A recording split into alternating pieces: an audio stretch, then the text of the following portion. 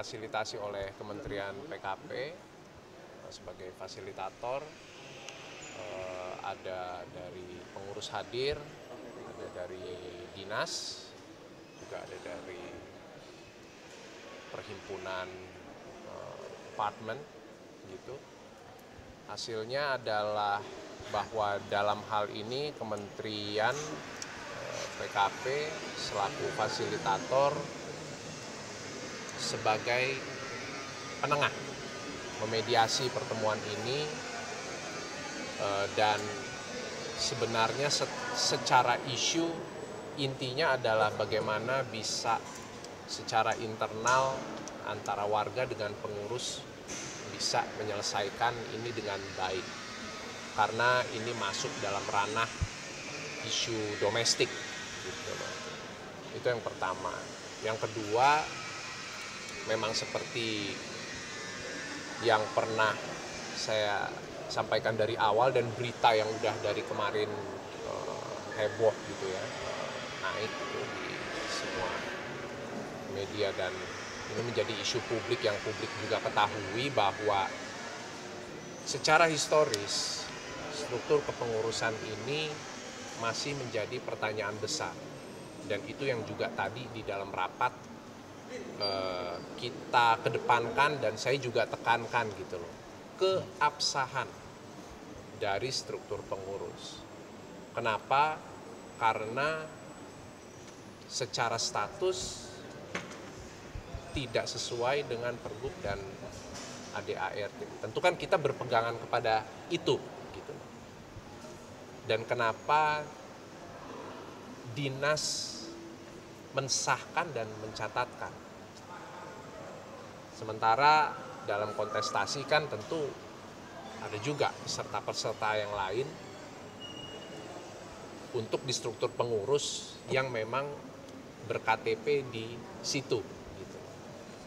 Ini soalnya KTP-nya bukan KTP di situ, gitu. KTP-nya KTP luar kota, gitu loh. Nah ini yang dari tadi memang menjadi perdebatan yang cukup yang cukup sengit, yang cukup tajam gitu. Karena kami menuntut untuk dilaksanakan lagi rapat untuk menjaring, merumuskan panmus untuk menjaring pengurus dan pengawas yang baru. Tapi ada informasi yang berbeda gitu loh. Karena dari dinas hanya mengusulkan untuk membentuk pengawas saja. Jadi sebenarnya harusnya pengurus dan pengawas itu satu paket. Nah ini yang dari tadi masih nggak ketemu. Itu. Terkait yang tadi pemukulan itu sebetulnya keluarga itu lanjutan. Ya kalau berhubungan dengan penganiayaan yang terjadi, kan ada bentrok di tanggal 13 Agustus kemarin. Antara warga dengan pengurus. Pengurus membawa security dan pengamanan yang kita duga tambahan dari luar. Gitu.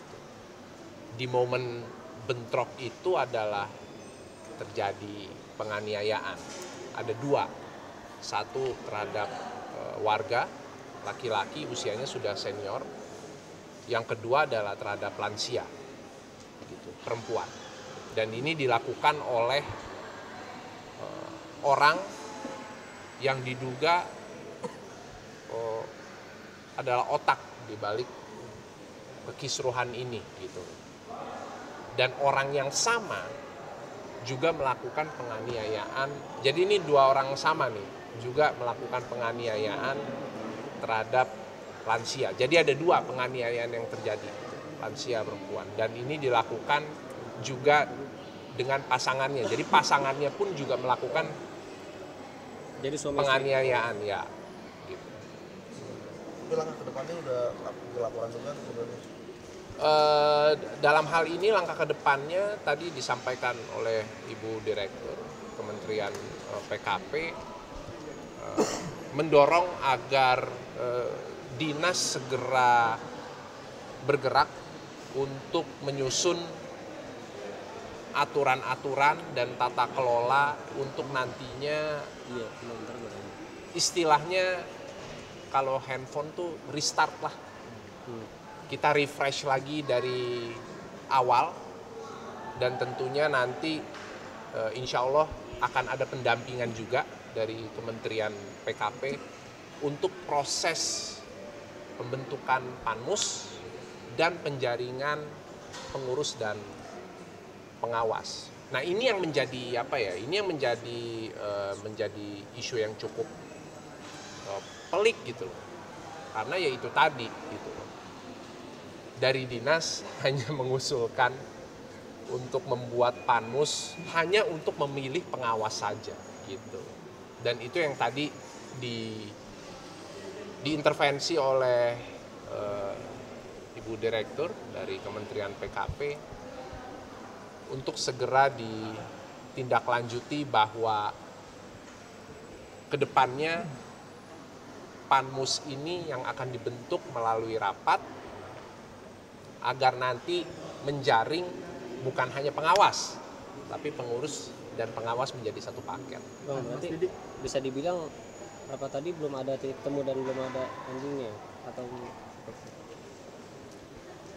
ini baru saya belum bisa, saya tidak mau datang dengan asumsi, saya tidak mau datang dengan prediksi terlalu banyak dan terlalu jauh, karena ini saya juga baru ini rapat, ternyata dalam perjalanan dan dalam proses rapat sangat intens gitu loh, sangat intens, situasi sempat memanas, bersih tegang satu sama lain. Saya harus katakan itu gitu ya, saya harus sampaikan itu karena memang faktanya seperti itu gitu loh. Dan mungkin bukan titik terang banget gitu loh, tapi dari upaya yang kita lakukan, yang warga lakukan gitu loh, melalui audiensi gitu, rapat hari ini yang difasilitasi oleh Kementerian PKP, setidaknya ada secercah harapan gitu loh bagi kami para warga gitu, yang kami merasa bahwa kami ini tidak mendapatkan perlakuan secara adil, gitu. Bahwa dari satu poin aja gitu ya, kok bisa tidak ber-KTP di situ, tapi itu disahkan dan dicatatkan oleh dinas dari sekian banyak warga. Nah ini kan yang artinya kami merasa ini nggak fair dan tidak ada transparansi ya dalam pengelolaan keuangan warga. Yang dikelola sama pengurus kan uang warga gitu, bukan uang turun dari langit gitu. Jadi kami punya hak sebenarnya untuk bisa mengetahui dana warga nih dipakai untuk apa aja sih. Itu menjadi salah satu isu dari sekian banyak yang kalau saya mau share poin-poinnya banyak banget gitu loh. Karena secara historis dari awal, secara proses sudah dilakukan salah. Ketika dari proses awalnya salah, kesananya udah pasti salah. Bang, tadi kan abang sempat jelaskan yang melakukan penganiayaan pasangan suami istri ya bang? Ya. Itu kepala pengurus atau seperti apa bang? Itu yang juga menjadi pertanyaan juga gitu, bahwa ketika melakukan penganiayaan itu dia berdiri sebagai apa, gitu loh. Dan diduga yang bersangkutan juga ada intervensi mengirimkan surat ke dinas untuk tidak mencatatkan pengawas yang sudah terpilih dan yang mana itu dalam rapat sudah dinotariskan yang juga dihadiri oleh dinas gitu. Ini pertanyaan, maksudnya orang ini berdiri sebagai apa gitu. Tapi ya itu tadi, kami menduga bahwa dia adalah dalangnya gitu, dan dia ada di kubu pengurus yang berselisih dengan warga. Ya tentu di dalamnya pasti, ini sudah bisa dipastikan, ada konflik kepentingan. Makanya ada intervensi. Secara jabatan sama warga sama yang lain, sama saya juga sama gitu. Tapi ya dibalik itu ya kalau mau pakai bahasa yang dari kemarin atau istilah yang dari kemarin lagi cukup banyak diucapkan orang, ya cawe-cawe lah.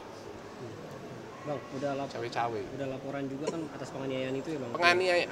Penggelapan dana dan penganiayaan sudah masuk di Polres Jakarta Selatan.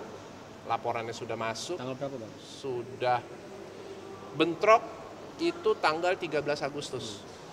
Mulai dari pagi sampai ketemu 14 subuh. Jam 4 subuh? Tanggal 14 subuh. Jadi ini berlangsung sampai dari tanggal 13 sampai 14 subuh. Dan proses itu berakhir di Polres Jakarta Selatan. Dan sudah di BAP pada saat itu gitu loh. Kalau informasi terakhir dan update terakhir yang saya terima sudah naik ke Krimum gitu loh. Tapi memang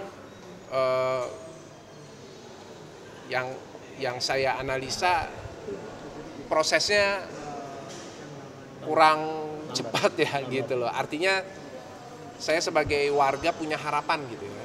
Punya harapan tentu ini ada progres yang cepat untuk bisa menindaklanjuti kasus ini dan menaikkan ya status dari terlapor menjadi tersangka. Mungkin mesti sendiri di sini sebagai saksi atau pelapor di Polres? Dari warga, dari pengurus itu kita pelapor dong. Berarti Mas Didi siap untuk menjadi saksi suatu saat diminta keterangan oleh Polres Jakarta Selatan? Siap aja, kenapa enggak? Siap. Pas tadi dana yang terhimpun dari warga itu berapa? Dari penghuni itu mencapai berapa ratus juta mungkin? Jadi di 2023, nah ini juga merupakan sebenarnya pelanggaran yang dilakukan oleh pengurus gitu ya. Dana sinking fund atau dana endapan ternyata di 2023 diinvestasikan ke fintech. Fintech ya kita semua sama-sama tahu gitu. Fintech tidak semuanya bagus, banyak juga yang bermasalah gitu ya. Tetapi itu diinformasikan di 2024. Nilainya berapa itu? Yang di 2003 itu? Yang dialokasikan ke fintech? Nyaris 7M, 6,7. Besar. Memang besar gitu. Nah, mekanisme penggunaan dana endapan atau sinking fund harus melalui proses rapat dan persetujuan warga. Jadi situasinya ini kebalik. Sudah diinvestasikan dulu, baru diumumkan. Dan itu memicu kemarahan warga. Ditambah lagi, mungkin kalau berita yang kemarin rame naik gitu ya, dan viral di hampir di semua media gitu ya. Judulnya menolak keras tentang kenaikan IPL yang signifikan sampai 54% gitu. Itu sebenarnya adalah trigger point dan key entry yang akhirnya itu terbongkar tuh semua. Borok-borok yang ada di dalamnya gitu. Segala bentuk kebobrokan gitu. Justru dari situ sebenarnya terbongkar semuanya gitu. Jadi ada dua bisa isu besar itu memang dua itu merupakan isu besar ya, tentu ada turunannya ya. Kita sebagai warga misal kayak lift sering rusak dan sudah makan korban gitu. Ini kan menjadi tanggung jawab pengurus untuk meremajakan gitu loh. Apa-apa saja yang ada di lingkungan hunian apartemen yang memang sudah waktunya untuk diperbaiki atau mungkin untuk diganti gitu. Tapi untuk menggunakan itu kembali lagi nih, semua ada mekanismenya. melalui rapat, disosialisasikan, dan atas persetujuan warga. Jadi semua ada dasar perhitungannya gitu. Bukan cuman asal ucap, oh ya IPL naik ya 54%. Enggak seperti itu gitu. Itu tadi di 2003 angkanya segitu. 2023 7M. Di 2004 terus kemudian berjalan 2005 jadi berapa? Jadi terus ada kemudian dana. totalnya berapa itu jadi? Jadi ada dana yang memang dikembalikan. Ketika warga tidak setuju dan menekan transparansi dari para pengurus ini tentang tata kelola keuangan, memang dikembalikan. Tapi ada selisih. Dan itu terpecah-pecah gitu. Jadi bukan kayak misal 6,7 M sudah diinvestasikan, oke saya kembaliin 6,7 M dikembaliin gitu. Enggak gitu. Jadi ada selisih gitu. Dan yang lebih yang cukup absurd lagi adalah di laporan 2023 harusnya selesai di Desember 2023. Tapi di situ terselip ada laporan 2024. Yaitu kan belum bisa dicantumkan gitu. Ketika 2023 selesai, ya selesai di 2023 di Desember. Gitu. Ada restatement yang mereka lakukan yang ya akhirnya itu tadi ya. Ya kita warga mulai mencium keanehan dan kejanggalan yang sudah mulai kuat gitu loh, dan kecurigaan kita semakin kuat. Itulah makanya tadi saya bilang di situ pintunya sebenarnya. Pintunya akhirnya semuanya terbongkar dan terbuka semua. Kebobrokan dan hal-hal atau borok-borok yang selama ini warga nggak tahu. Jadi, tapi tadi rapat ini sendiri atau ada warga lain yang rapat? Rapat dihadiri oleh ketua pengurus, wakil ketua pengurus, dan beberapa warga yang memang dari awal ikut mengawal kasus ini, ikut mengawal isu ini dan berperan aktif dalam segala bentuk kegiatan yang ada di hunian apartemen kita. Apa ya hasil rapat tadi, merasa kecewa atau seperti apa warga yang Saya tidak bisa, makanya tadi saya bilang saat ini saya tidak bisa memberikan prediksi dulu yang lebih jauh atau asumsi-asumsi yang tidak mendasar gitu. Saya juga tidak bisa bilang bahwa saya kecewa nih dengan hasil rapat hari ini, enggak gitu loh. Karena dalam hal ini Kementerian PKP memfasilitasi, juga memediasi gitu. Dan sampai dengan, walaupun dalam proses rapatnya tadi mungkin kalau teman-teman lihat gitu atau diperbolehkan masuk gitu ya ke dalam, intens dan tajam gitu ya. Situasi juga sempat memanas karena kita sama-sama keras ya. Dalam hal ini ya warga kita juga bertahan lah gitu loh. Karena kami juga menuntut keadilan dari situ gitu loh. Nah, di akhir memang mulai sedikit cair karena dari Kementerian PKP, Ibu Direktur tadi sudah langsung menugaskan pihak dinas yang juga tadi hadir, kepala dinasnya juga tadi ada,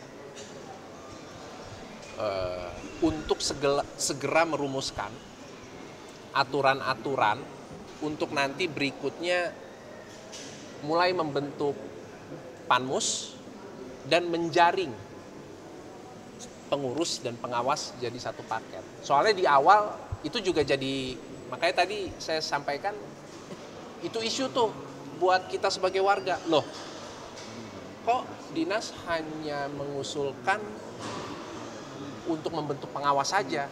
Ya nggak bisa. Kalau begitu caranya harus rombak bongkar.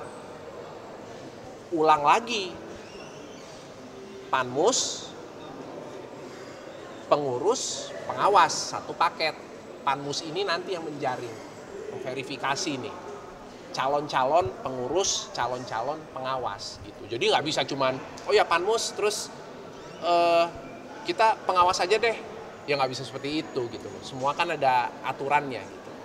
Bang, tadi kan Abang bilang rapatnya melibatkan pengurus ya dan Ya. beberapa warga. Ya. Di antara pengurus itu mungkin ada yang hadir yang itu Bang yang melakukan, Ketuanya. bukan yang tadi yang terlapor melakukan penganiayaan itu, Bang, Nah itu tadi saya bilang makanya. hadir nggak? Itu yang jadi pertanyaan, nggak usah, ya saya bicara di sini mewakili warga dan saya sampaikan secara pribadi gitu ya. Berdiri sebagai apa dia? Kan itu pertanyaannya. Jelas. Ya, beliau berdiri sebagai apa? Oke, mungkin simpatisan, mungkin pendukung dari kubu pengurus gitu. Tapi langkahnya terlalu jauh ketika yang bersangkutan melakukan penganiayaan. Dan ada satu lagi, nggak selesai sampai di situ. Gitu. Diduga mengirimkan surat ke dinas untuk ada intervensi, untuk membatalkan pencatatan terhadap pengawas yang sudah dipilih. Yang pada prosesnya ada notaris dan ada dinas. Kan lucu, aneh kan? Gitu. Nah makanya itu tadi, berdiri sebagai apa?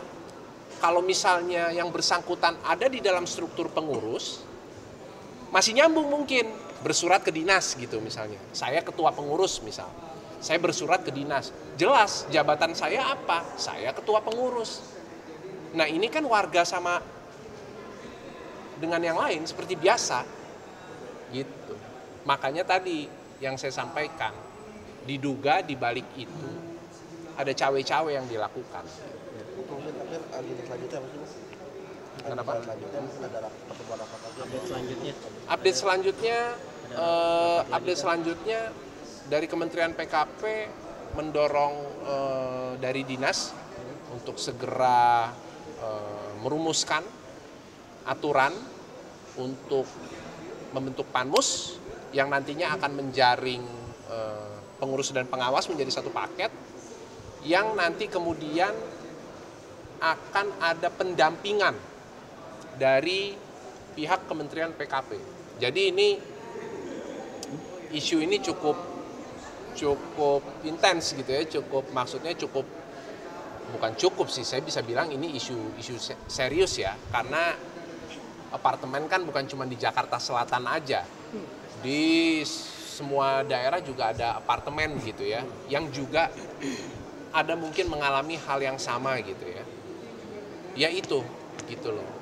Nanti akan ada pendampingan khusus dari Kementerian PKP supaya nanti ini bisa berjalan baik dan ada transparansi yang baik juga gitu loh. Jadi buat warga juga jadi terang benderang gitu. Oh oke, prosesnya dilakukan dengan baik dan sesuai dengan aturan, tidak ada aturan yang ditabrak gitu loh. Kayak gitu. Setelah ini kalau misalnya tidak tercapai solusi pidana, akan kemana gitu? Gimana tuh? Kalau tidak ada pencapaian solusinya, Kalau harapan, saya justru sangat berharap bahwa ini bisa selesai di tingkatan Kementerian PKP. Harapannya gitu ya.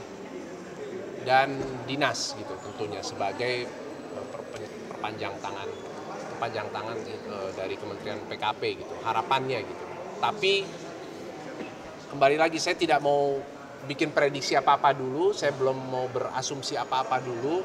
Tentunya ada plan A, plan B, plan C, plan D gitu.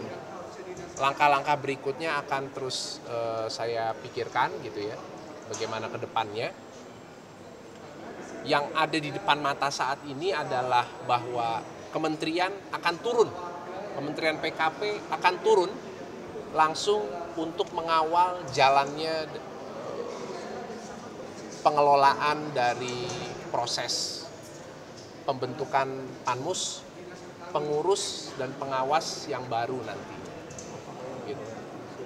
tadi kami dengan beberapa warga diundang untuk menjadi untuk datang ke Kementerian PKP ini dalam rangka menyelesaikan permasalahan yang terjadi di Hamptons Park Apartemen. Tapi permulaan awal dari permasalahan itu sebenarnya apa sih Pak? Intinya? Awalnya triggernya itu terutama adalah ketika kita tahu ada kenaikan sinking fund dan IPL. Itu yang kita tahu ya. Nah, setelah kita tahu itu, wah, yang tadinya warga tidak peduli dengan rapat umum anggota ya, akhirnya mulai tergerak. Oh ya, ini kok kenaikannya luar biasa gitu. Itu sempat terjadi, kenaikan itu sempat terjadi, tapi kemudian dibatalkan karena warga menolak.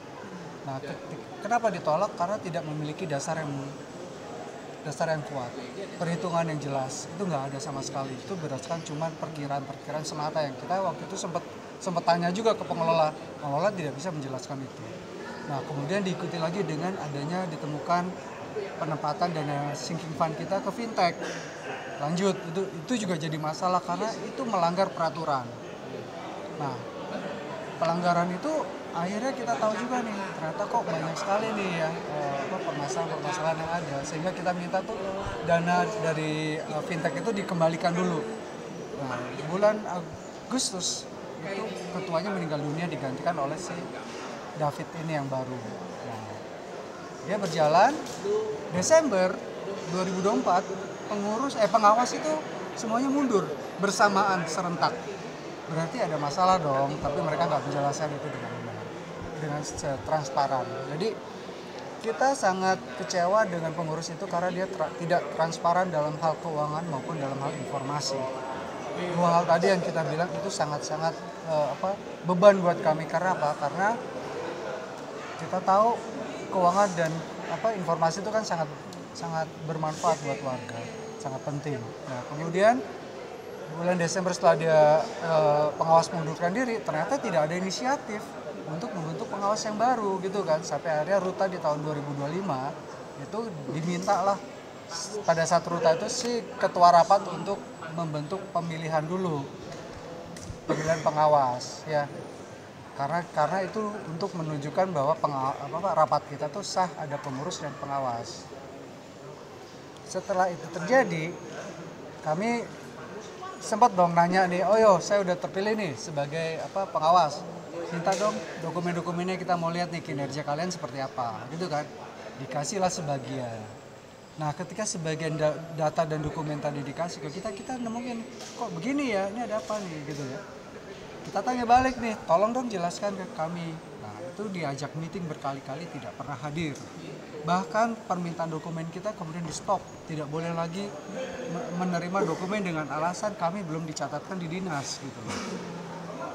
Nah, karena semakin kenceng ya, karena kita temukan pelanggaran-pelanggaran tadi terutama dalam hal keuangan itu semakin banyak, akhirnya kita laporkanlah ke polisi. Berarti sudah ada laporan polisi. Sebagai maksudnya warga juga di situ atau? Saya warga dan ketua pengawas terpilih dalam Ruta ya 2025. Dalam apa baru? Ruta, rapat umum tahunan anggota. Oke, berarti kan laporan sudah dibuat. Ya? Sudah. Apa yang dilaporkan? Maksudnya atas laporannya seperti? Laporan penggelapan. Jadi yang namanya sinking fund itu penggunaannya harus melalui rapat umum anggota. Itu tidak mereka lakukan. Tapi laporannya sudah sejauh mana? Saat ini SP2HP-nya sudah kami terima ya, dan mungkin saksi-saksi dari terlapor juga sudah dipanggil. Kita lagi nunggu deh perkembangan selanjutnya seperti apa. Dengan adanya upaya kemarin Mas Didi sudah melakukan respon, maksudnya sudah menceritakan, beritanya sudah viral, terus dengan adanya pemanggilan diskusi di PKP ini sendiri, ada nggak sih Pak dari pihak yang bersangkutan gitu, ada tiket balik? Maksudnya pengurus? Iya. Itu sama sekali yang kita sayangkan ya, bahwa seharusnya sebagai pengurus itu berani berhadapan dengan warga. Jangan ngumpet terus, jangan berlindung di bawah di bawah peraturan yang sebenarnya dia sendiri langgar gitu loh. Itu yang terjadi, dia melanggar aturan, sementara dia selalu berlindung, saya adalah pengawas yang sah, pengurus yang sah. Bahkan dia KTP-nya nggak di situ, gitu kan. Itu udah melanggar juga. terus dia pengurus yang sah, dia banyak melanggar aturan-aturan yang ada di dalam ADART. Gitu. Tadi selain sinking fund ada lelang hanya penunjukan pengelola, harusnya melalui lelang. Itu sudah diatur semuanya. Gitu. Yang kita khawatirkan sebenarnya adalah satu, jangan sampai keuangan dari Handelsblad Park itu merosot jatuh. Itu yang kita cari. Oke, Pak Jar.